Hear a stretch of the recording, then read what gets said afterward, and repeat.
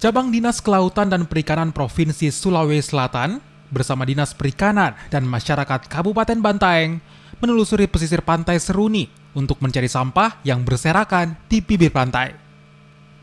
Berbagai jenis sampah berhasil dikumpulkan yang terdiri dari sampah rumah tangga dan sampah plastik.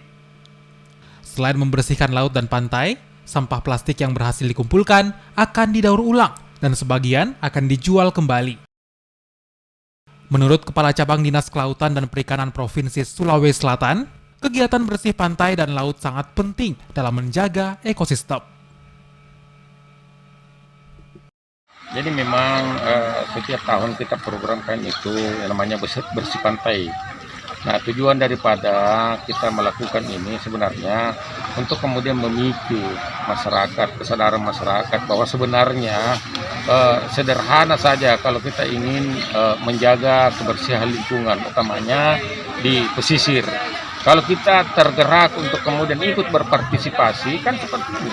Ini kan sederhana, tapi kita lihat bagaimana tumpukan sampah yang ada di sini, kemudian kita ini berada pada area ini.